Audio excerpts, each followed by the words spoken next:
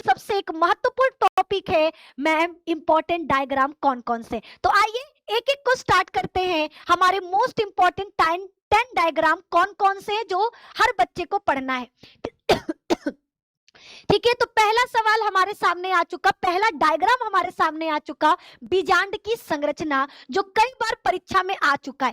ठीक है, बीजांड की संरचना कई बार आया है, आप सबको ये बनाने आना चाहिए। कुछ इस प्रकार से आपको ये डायग्राम बनाना है। ठीक है, सबसे पहले क्या करना है, ये वाला संरचना। ठीक है, फिर आपको ये इस तरह से लाना है, यहां पर ऐसे लाना है और बीच में बना देना है भ्रूण कोश। ठीक है, भ्रूण कोश के चारों तरफ एक लिक्विड दर्शाना है। अब नामकरण, इस डंठल को कहते हैं बीजांड वृंत। बीजांड वृंत, बीजांड वृंत और बीजांड आपस में जहां जुड़ते हैं उसे कहते हैं नाभिका या हाइलम। ठीक है, दो आवरण है, बाहरी वाले को कहते हैं बाह्य अध्यावरण, बाह्य अध्यावरण, और अंदर वाले को कहते हैं अंतः अध्यावरण, अंतः अध्यावरण। ठीक है, अंतः अध्यावरण, ये आपको याद रखना है। बीजांड में दो दरवाजे हैं, एक हमारा जो पूरी तरह से खुला है उसे कहते हैं बीजांड द्वार, और जो आधा खुला है उसे कहते हैं निभाग। ठीक है, बीजांड के अंदर जो लिक्विड भरा है उसे कहा जाता है बीजांड काय। ठीक है, और जो ये थैलीनुमा संरचना दिखाई दे रहा, इसे कहते हैं भ्रूण कोश। ठीक है, तो ये हमारा बीजांड की संरचना कंप्लीट हो चुका। घर पे 2 से 3 बार इसको प्रैक्टिस करो। हमेशा डायग्राम पेंसिल से बनाना है, नेमिंग आप पेन से कर सकते हो। अगला है पराग कोश की संरचना। ठीक है, पराग कोश याद रखना, पुष्प का नर भाग कुछ इस प्रकार का दिखाई देता है, ऊपर का फूला हुआ भाग पराग कोश है। जब हम पराग कोश को बीच से काटते हैं तो कुछ इस प्रकार की संरचना आपको देखने को मिलेगा। ठीक है, जिसके चारों कोने पर छोटी छोटी थैलियां हैं।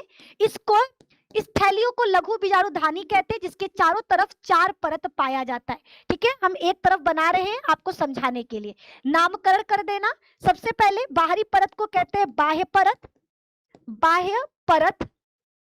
ठीक है, उसके बाद वाले को कहते हैं अंतः परत, अंतः परत। तीसरा कहलाता है मध्य परत, मध्य परत, और सबसे अंतिम में जो लघु बीजाणुधानी के चारों तरफ है उसे कहते हैं टेपीटम। टेपीटम, ये आपको याद रखना है, टेपीटम कहते हैं। और ये जो आपको छोटा थैली दिखाई दे रहा उसे लघु बीजाणुधानी कहते हैं, लघु बीजाणुधानी कहते हैं। और इसके अंदर आपके लघु बीजाणु भरे होते हैं, लघु बीजाणु भरे होते हैं। ठीक है, ये इतना चीज बच्चा आपको याद रखना है ना, इतना चीज आपको याद रखना है। आगे की तरफ बढ़ते हैं। अगला आपके पास आ चुका है मानव अंडाणु की संरचना। अगर अंडे की संरचना की बात करें, ठीक है, अंडे की संरचना की बात करें तो सबसे पहले याद रखना ये गोल होगा। ठीक है, इसमें 2 परत याद रखना है।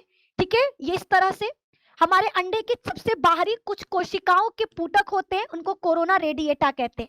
ठीक है, कोशिकाओं के पुटक होते हैं जिनको क्या कहा जाता है मेरे दोस्त, कोरोना रेडिएटा कहा जाता है, कोरोना रेडिएटा कहा जाता है।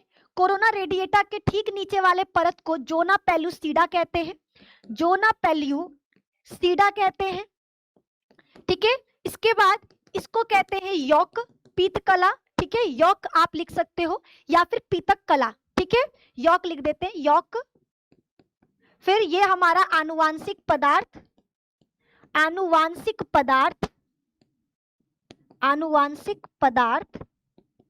ठीक है, फिर हमारा है कोशिका द्रव्य, कोशिका द्रव्य, है ना, ये हमारे अंडे की संरचना है ना, ये हमारे अंडे की संरचना है। इतना चीज आपको लिख डालना है। आइए आगे की तरफ बढ़ते हैं। अगला आपके पास नेक्स्ट आ चुका है नर जनन तंत्र। ठीक है, मेल रिप्रोडक्टिव सिस्टम हमेशा आता है, तो सबसे पहले आपको इस तरह से मूत्राशय बनाना है। ठीक है, मूत्राशय के ठीक नीचे एक ग्रंथि बनाना कुछ इस तरह से, फिर ऐसे नलिका दर्शाते हुए बाहर की तरफ लेकर आ जाना। ठीक है, फिर आगे की तरफ बढ़ते हैं। यहाँ पर एक लंबा इस तरह से संरचना बनाइएगा जिसको सिस्न कहते हैं। सिस्न के ऊपर की तरफ यहाँ पर एक और ग्रंथि बनाना जिसको बल्बो यूरेथ्रल कहते हैं। यहाँ पर होता है हमारा शुक्राशय, इस शुक्राशय के पास से निकलता है एक नलिका इस तरह से, ये ऊपर वाला जिसको मूत्र नलिका कहते हैं, और ये यहाँ से गुजर रहा है हमारा दूसरा नलिका इस तरह से, है ना, इस तरह से। और ये हमारा वृषण, सेम वैसे यहाँ से भी निकलेगा ऐसे, इसको ला दो।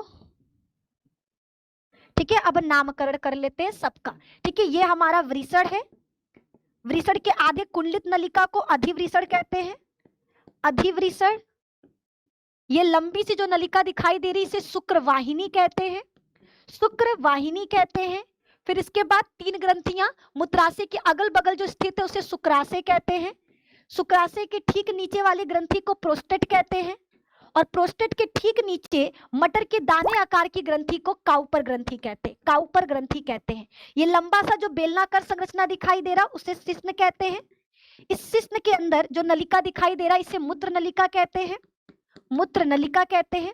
इस शिश्न नलिका का अग्रभाग चौड़ा है उसे शिश्न मुंड कहते हैं, शिश्न मुंड कहते हैं। और इस शिश्न मुंड पर यहाँ पर छिद्र होता है जिसे शिश्न छिद्र कहते हैं, जिसे शिश्न छिद्र कहते हैं। ये आप लोगों को याद रखना है ना। इतनी चीजें बच्चा आपको याद रखना है। आगे की तरफ बढ़ते हैं।